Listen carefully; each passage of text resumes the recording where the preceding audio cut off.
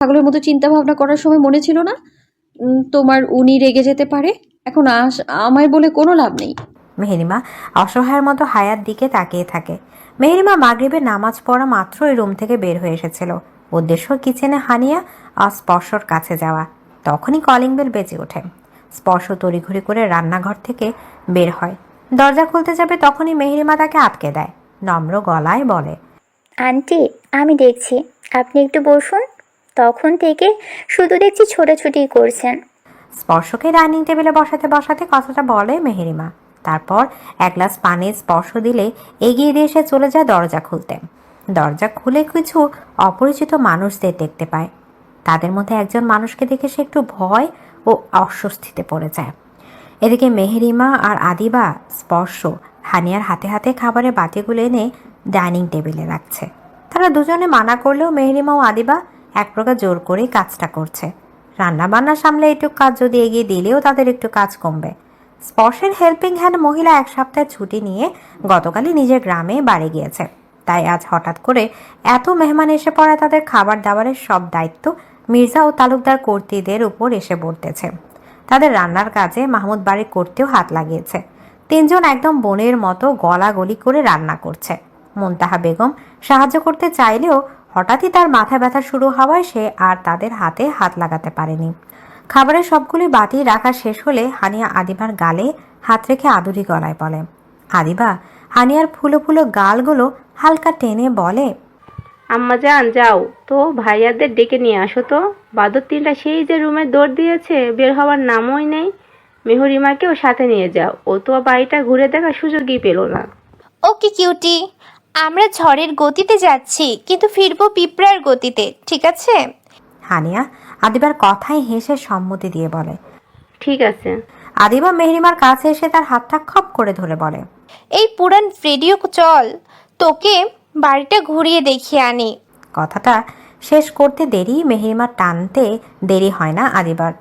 সে বড় বড় পা ফেলে সিঁড়ি বেয়ে উপরে যেতে থাকে। আদিবার ছোটবেলা থেকে মির্জা বাড়িতে আসা যাওয়া রয়েছে, তাই সে সহজেই জানে কোনটা কার রুম এবং কোনটা দিয়ে যেতে হবে। মেহরিমাকে আদর আহ্লাদ, হানিয়ার হাতে হাত, কাজ করে দেয়া সবকিছুই দূর থেকে প্রত্যক্ষ করছিল একজোড়া অনুসন্ধানী চোখ। পরপর কয়েকবার নক করতে দরজা খুলে দেয় একজন পুরুষ। আদিবা পুরুষটির দিকে চোখ উঁচিয়ে তাকালে দেখতে পায় এ আর কেউ নয়, তারই ইনামিনাদিনা হবু পাপা। জাহিন তার পিচ্ছি প্রিয়তমাকে দেখে বেশ খুশি হয়, কিন্তু মুখে তা প্রকাশ করে না। ব্রু নাচিয়ে জিজ্ঞেস করে, কি চাই এখানে? আদিবা ভাবে একটু জ্বালানো যাক তার শখের পুরুষটিকে।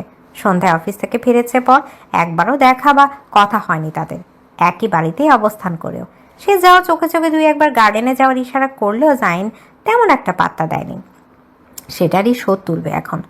আদিবা মেহরিমাকে পেছনে রেখে জাহিনের একদম কাছে এসে পড়ে। চোখে এক প্রকার নেশা নিয়ে নিজের নিজের ঠোঁট কামড়ে ধরে বলে, তোমায় লাগবে জাইন? আদিবার যখন একটু বেশি প্রেম প্রেম পায় তখনই সে জাইনকে নাম ধরে ডাকে। জাইন প্রিয়তমার এমন আবেদনময়ী ভঙ্গিতে গলে যায়। সেও ঘরে ডুবে গিয়ে নিজের অজান্তেই আদিবার কপালের ওপর আসা চুলগুলো আলতো হাতে সরিয়ে দিয়ে বলে, কেন? কেন আবার? নিচে আন্টি খেতে ডাকছে সবাইকে, তাই তোমাকেও সেখানে লাগবে। কথা তো নয় যেন ফাটা বাঁশ দিয়ে মাথায় বাড়ি মারা। আদিবার এমন কাজ কাজ গলায় বলা কথাগুলো মুহূর্তে জাইনকে অনুভূতির রঙিন দুনিয়া থেকে টেনে বের করে এনে বাস্তবতার মুখোমুখি করে। সে আদিবার কথাটা সাথে সাথে ধরতে পারে না, তাই বলে, নয় হ্যাঁ, তোমাদের তিন বাদরকে নিচে যেতে বলেছে আন্টি, তাড়াতাড়ি আসো। অনেকটা ধমকে সুরে কথাগুলো বলে আদিবা। মেহরিমার হাত ধরে আবারও হাঁটা দেয়। মেহরিমা আদিবার সাথে যেতে যেতে একবার একবার পেছনে ঘুরে প্রিয়তমের অভিমানী মুখখানা দেখে নেয়, যে কিনা মাত্রই উপস্থিত হয়েছিল দরজার সামনে। ছাদ থেকে নিচে নেমে ড্রয়িং রুমে যাওয়ার জন্য পা বাড়ায় মেহরিমা, আদিবা ও হায়া। হায়াকে ধরে আস্তে আস্তে পা চালাচ্ছে মেহরিমা। উদ্দেশ্য তাকে রুমে পৌঁছে দেবে, তারপর আজকের মতো বিদায় নেবে সে। কিন্তু মাঝপথে কিছু অনাকাঙ্ক্ষিত দৃশ্য দেখে তার হৃদস্পন্দন কয়েক মিনিটের জন্য থেমে যায় বোধহয় তার। ফ্লোরে বসে আছে রাহা, তার উপর জাহান। বিষয়টা বড্ড অনাকাঙ্ক্ষিত দৃষ্টকটু। বোঝাই যাচ্ছে অনিচ্ছাকৃতভাবে হয়েছে, কারণ জাহান আজ পর্যন্ত তার প্রেমিকার হাত ব্যতীত তার ললাটেও ভালোবাসার স্পর্শ পর্যন্ত দেয়নি। জাহানের বক্তব্য, এটুকু স্পর্শ আমার পোষাবে না। তোমায় আমি স্পর্শ করলে পুরোপুরি নিজের করে নেওয়ার উদ্দেশ্য করব। এটুকু স্পর্শ আমার হৃদপীড়া আরও বাড়িয়ে দেবে। সেই জাহান কি করে একজন মেয়েকে এমন খোলামেলা জায়গায় এমন অবস্থায় থাকতে পারে? কিন্তু নারীর হৃদয় তো এসব লজিক জেনেও মন খারাপ করা বা অভিমান করা যেন তাদের অন্যতম কাজ। অজান্তেই মেহেরিমার শান্ত কোমল নয়ন যুগল ভিজে উঠতে শুরু করে। তার চোখের তারায় শুধু জাহান ও রাহার আলিঙ্গনরত দৃশ্যটি জ্বলজ্বল করছে। মেহেরিমার ধ্যান ভঙ্গ হয় হায়ার উত্তেজিত আতঙ্কিত গলার আওয়াজে। হায়া বলে ওঠে, এ কি ভাইয়া, তোমরা পড়লে কিভাবে? জাহান হায়ার কণ্ঠস্বর শুনে হকচকে তার দিকে তাকালে দেখতে পায় 3 রমণীকে।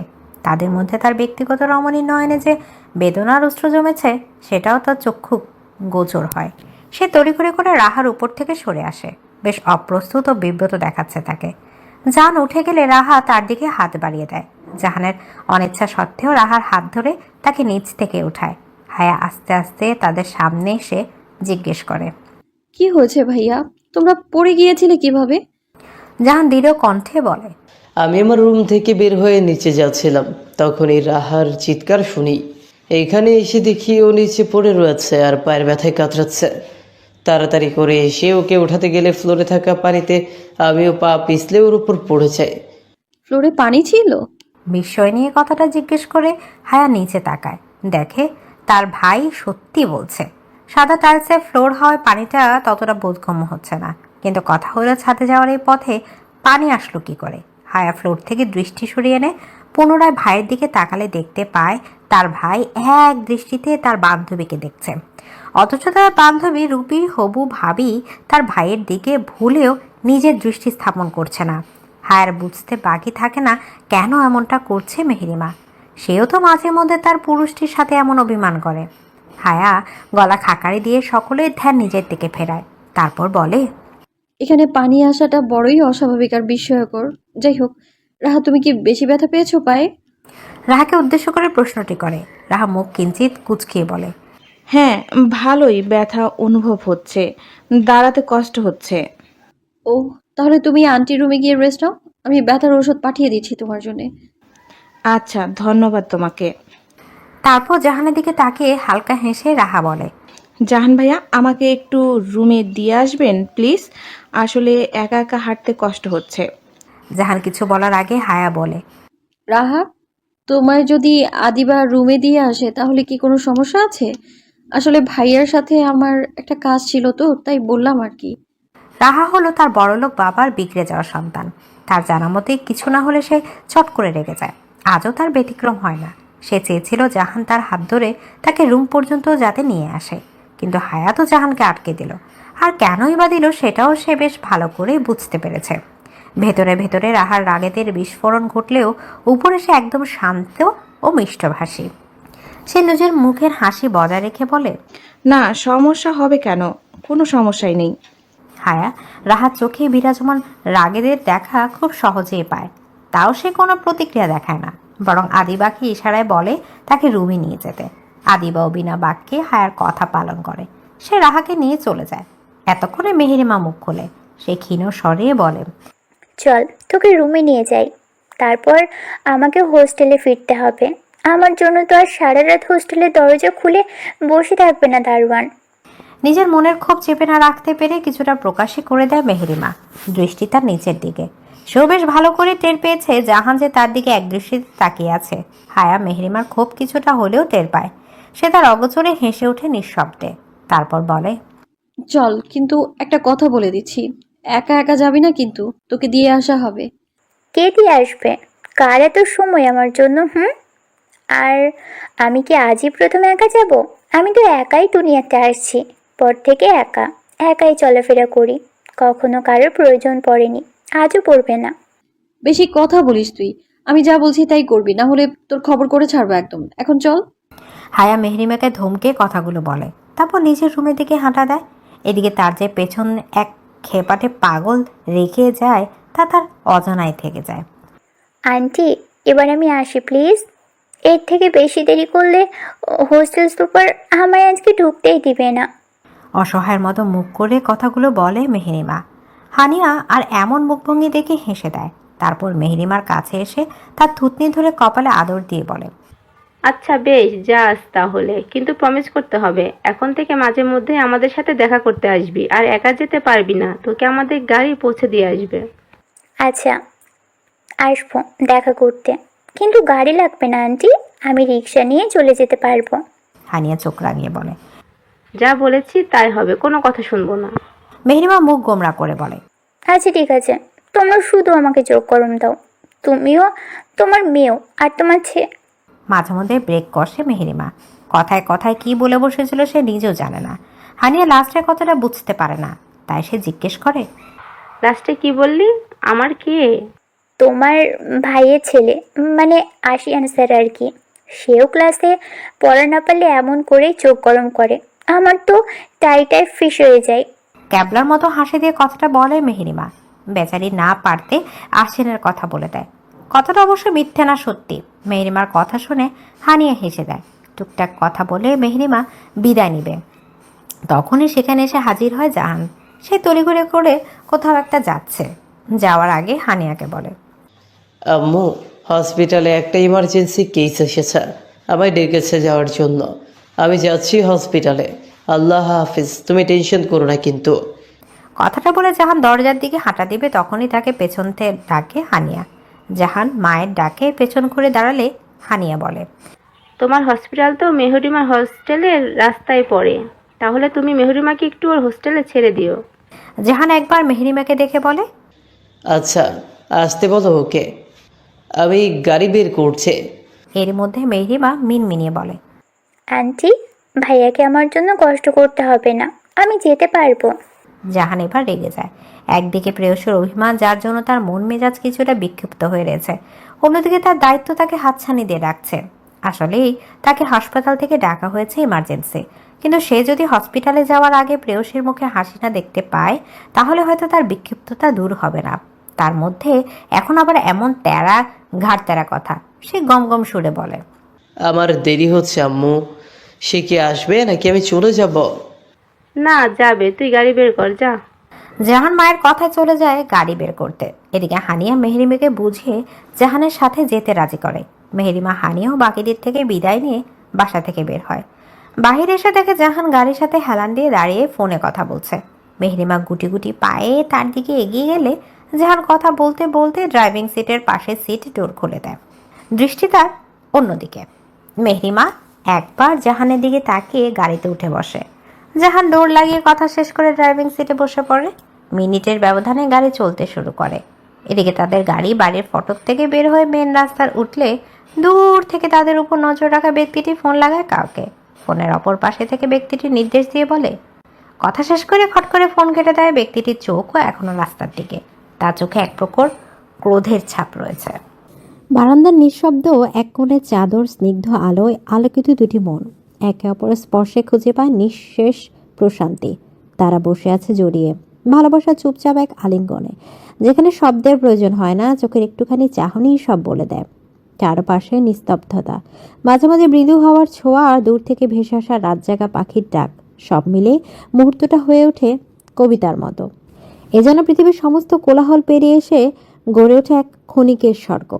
এমন ভালোবাসার আলিঙ্গনে নিজেকে সুখী ভাবতে আর কিছুর প্রয়োজন হয় কি? হয় না। ভালোবাসা যখন নিঃশব্দে কথা বলে, তখন বাকি সব কিছু মুছে যায়। হায়া একটু নড়ে চড়ে আবার ঘাপটি পড়ে বসে থাকে আশিয়ানের বুকে মুখ গুজে। একটু আগে যে অস্থিরতা কাজ করছিল, তার মধ্যে এখন তার ছিটে ফোটাও নেই। হায়া আশিয়ানের বুকে মাথা রেখে তার মুখের দিকে তাকিয়ে থাকে এক ধ্যানে। পুরনো ভালোবাসাটা আবারও মাথাচাড়া দিয়ে উঠেছে। মন চাইছে একটু অবাধ্য করতে মস্তিষ্কের, একটু ভালোবাসা দিয়ে অনেকটা ভালোবাসা পেতে মন চাইছে বেহায়া মনটা। আশিয়ান চাঁদের দিক থেকে দৃষ্টি সরিয়ে আনে, চোখ রাখে নিজের বুকের উপর বসে থাকা মেয়েটার দিকে। তার পুতুপুতু বউটা ঠিক তার দিকেই তাকিয়ে আছে, একটু লজ্জা নেই, চোখে শুধু একরাশ গভীরতা। তাকে দেখে আশিয়ানের ঠোঁটের কোণে গোপন একটা হাসি খেলে যায়। তারপর ধীরে হাত বাড়িয়ে হায়ার কপালের উপর এলোমেলো হয়ে থাকা চুলগুলো আলতোভাবে সরিয়ে নেয়, কানের পাশে গুজে দেয় যত্নের পরশে। গলায় নেমে আসে একরাশ কোমলতা প্রশ্ন, কি দেখছো? হায়া থেমে যায় একটু, চোখে এক ঝাপসা মায়া, মুখে ভাসে তা। ধীরে বলে ফেলা একটা সরল স্বীকারোক্তি, আপনাকে। এক মুহূর্তের জন্য আশিয়ান থমকে যায়। আশিয়ানের টান টান কপালে এক চিলতে ভাঁজ পড়ে। আবার প্রশ্ন করে, এবার যেন একটু নিচু স্বরে, একটু বেশি সজ্ঞান হয়ে। আমায় এত কি দেখো? হায়া এবার আর জবাব দেয় না, শুধু তার চোখে চোখে রেখে বসে থাকে, যেন সেই দৃষ্টিতে আছে হাজারটা অপ্রকাশিত কথা। সময়ের চাকা এগোয়, কিন্তু ওদের মাঝখানে যেন একটা মুহূর্ত স্থির হয়ে দাঁড়িয়ে পড়ে। অল্প পর হায়া তার বুক থেকে একটু সরে আসে, তবে আশিয়ানের কোল ছাড়ে না। সে তখন হাত বাড়িয়ে আলতোভাবে ছুঁয়ে দেয় তার কপালের ব্যান্ডেজ। খুব সাবধানে মমতার পরশে হাত বুলিয়ে দেয় সেখানটায়। মনে হয় ব্যথাটা যদি নিজের স্পর্শে টেনে নিতে পারত। তার চোখে তখন একরাশ কষ্ট। চাঁদের আলো সেখানে ধরা পড়ে হালকা জলচিহ্নে। না বলা অথচ খুব স্পষ্ট ভালোবাসা ভেসে ওঠে হায়ার চোখে। হায়া নিজের হাত আশিনের কপালে রেখে জিজ্ঞেস করে, ব্যথা করে? আশিন এতক্ষণ হায়ার চোখের দিকে তাকিয়েছিল। সে স্পষ্ট দেখতে পেয়েছে হায়ার চোখে তার জন্য হওয়ার কষ্টের অশ্রু। মনে মনে ভাবে, একটু পরীক্ষা করা যাক। আশিয়ান বলে, চিনচিনে ব্যথা করে উঠে মাঝে মধ্যেই, আবার মাঝে মধ্যে একটু বেশি ব্যথা করে।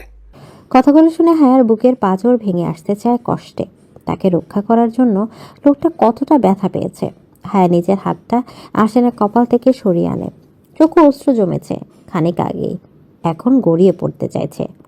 হায়া তার দৃষ্টি নিচু করে নেয়। সে তার অশ্রু কাউকে দেখাতে নারাজ, বিশেষ করে আশিয়ানকে তো নয়। ভাঙা ভাঙা গলায় বলে, রুমে চলুন, মেডিসিন নিয়ে ঘুমাবেন। সকালে ডক্টরের কাছে গিয়ে তাড়াতাড়ি ঠিক হয় এমন ওষুধ নিয়ে আসবো না। আশিয়ান তার প্রেয়সীর সিক্ত গলায় ঠিকই বুঝতে পারে। সেই সাথে তার নাক টানার হালকা আওয়াজে সহজেই বোঝা যায় অশ্রু জমেছে তার বউয়ের নয়নের কোলে। মনে মনে আশপ্রসন্নের হাসি দেয়। আশিয়ান বলে, একটা মেডিসিন আছে যেটা নিলে এখনই ব্যথা কমে যাবে। হায়া চট করে তার দৃষ্টি আশিয়ানের দিকে স্থাপন করে। হৃদয়ে ব্যাকুল হয়ে আছে তার আশিয়ানের ব্যথা কমানোর জন্য। সে খানিকটা অস্থির ভঙ্গিতে জিজ্ঞেস করে, কি মেডিসিন? সেটা আপনি নিয়েছেন? না, এখনো নিইনি। কেন? সেটা কি বাসায় নেই? কাউকে দিয়ে আনিয়ে নেব? বাসাতেই আছে, আর তোমার কাছে আছে। আমার কাছে? প্রচণ্ড বিস্ময় নিয়ে জিজ্ঞেস করে হায়া। আশিয়ান বলে, হ্যাঁ, তোমার কাছে। কিন্তু আমার কাছে তো এমন কোনো মেডিসিন নেই। অসহায়ের মতো কথাটা বলে হায়া। আশিয়ান তার মুখভঙ্গি দেখে হাসি দেয়। ঠোঁটের কোণে ভালো লাগে সে হাসিটুকু বজায় রেখে হঠাৎই হায়ার কোমর দুই হাত দিয়ে চেপে ধরে তাকে নিজের আরও কাছে নিয়ে আসে। হায়ার হাত দুটো স্থান নেয় আশিয়ানের চওড়া বুকে। আশিয়ান হায়ার কানের কাছে নিজের মুখ নিয়ে এসে খানিকটা ফিসফিসিয়ে বলে, প্রেয়সীদের ওষ্ঠের ভালোবাসাময় স্পর্শ প্রেমিক পুরুষদের বড় মেডিসিন ম্যাম। নিমিষে হায়ার চোখ বড় বড় হয়ে যায়। তার বুঝতে বাকি থাকে না আশিয়ান কি মিন করছে। সে ছটফটিয়ে সরে আসতে চাইলে অনুভব করে তার কোমরে থাকা আশিয়ানের হাতের শক্ত বাঁধন। হায়া আবারও শুনতে পায় তার পাগল বর বলছে, দেও না একটা ভালোবাসার স্পর্শ, ভীষণ যন্ত্রণা করছে বুকটা একটু আদর পাওয়ার জন্য। আশিয়ানের কণ্ঠে মাত্রাতিরিক্ত মায়া অনুনয় ছিল। হায়া চাইলেও তাকে ফিরিয়ে দিতে পারছে না। তার প্রেমিক সত্তা তাকে ফিরিয়ে দিচ্ছে না। হায়া কিছুটা সময় নিয়ে নিজেকে ধাতস্থ করে, তারপর এক হাত দিয়ে আশিয়ানের কাঁধ চেপে ধরে ভালো করে বসে। একদমই নিচু স্বরে বলে, একটু ঝুঁকুন। আশিয়ানের ঠোঁটের কোণের হাসি আরো চড়া হয়। ভালো লাগায় বুকটা ভরে ওঠে। সে হায়ার কথা মতো নিজের মাথাটা আরেকটু নিচু করে আনে। দোনামোনা করতে করতে হায়া একসময় দিয়ে দেয় তার ভালোবাসার পুরুষটিকে নিজের ওষ্ঠের স্পর্শ। প্রথমবার স্পর্শ করার পর হায়ার কি যে হলো, সে নিজেই একের পর এক ওষ্ঠ স্পর্শ দিতে থাকে আশিয়ানের কপালে সেই জায়গাটায়। আশিয়ান চুপ করে সাদরতা গ্রহণ করতে থাকে। একসময় হায়া নিজেই নেমে যায়। তার অন্তরাত্মা প্রচণ্ডভাবে কাঁপছে, সেই সাথে তার শরীরও। আশিয়ান তার এই কাঁপুনি ঠিকই টের পায়। হায়া আশিয়ানের কপাল থেকে নিজের মুখ সরিয়ে এনে জিজ্ঞেস করে, ব্যথা কমেছে? একদম গায়েব হয়ে গিয়েছে। দাঁত কেটে জবাব দেয় আশিয়ান। হায়া আশিয়ানের থেকে দূরত্ব বাড়াতে চাইলে আশিয়ান তা করতে দেয় না। আগের মতো শক্ত করে ধরে রাখে হায়ার কোমর। হায়া বলে, এবার তো ছাড়ুন, রুমে চলুন, ঘুমাবেন না? ব্যথা ভালোভাবে না সারলে ঘুম আসবে না। হায়া অবাক হয়ে যায় তার কথা শুনে। মাত্র না বলল গায়েব হয়ে গিয়েছে, তাহলে মিনিট না পেরোতে আবার বলছে মাথা ব্যথা না সারলে ঘুমাতে পারবে না। মানে কি ভাই? হায়া ভ্রু কুঁচকে জিজ্ঞেস করে। মাত্রই না বললেন একদম গায়েব হয়ে গিয়েছে, মিনিটের ব্যবধানে আবার ব্যথা শুরু হয়ে গেল। মাথার ব্যথা তো চলে গিয়েছে। তাহলে আর কোথায় ব্যথা করছে? এখানটায়। হায়ার কোমর থেকে এক হাত সরিয়ে এনে নিজের ঠোঁটের আহত জায়গায় ইশারা করে আসিয়ান। হায়ার এবার চোখ কোটর থেকে বের হয়ে আসতে চায়। এখন কি তাকে এখানেও আদর দিতে হবে? কসমিন কালেও সে এটা করতে পারবে না। হায়া ছটফটিয়ে নিজে ছাড়াতে ছাড়াতে বলে, থাকুক ব্যথা, ভ্যাসলিন লাগিয়ে দিয়েছি, সেরে যাবে। ছাড়ুন আমায় আর রুমে চলুন, ঘুম পাচ্ছে আমার। প্লিজ একটা তো নেই। হ্যালো বন্ধুরা, পরবর্তী পার্ট খুব তাড়াতাড়ি আসবে, তো সবাই অপেক্ষায় থাকো। আর চ্যানেলটি যারা এখনো সাবস্ক্রাইব করোনি তারা পরবর্তী পার্ট দেখার জন্য চ্যানেলটি সাবস্ক্রাইব করে রেখো। ধন্যবাদ সবাইকে, আমাদের সাথেই থেকো।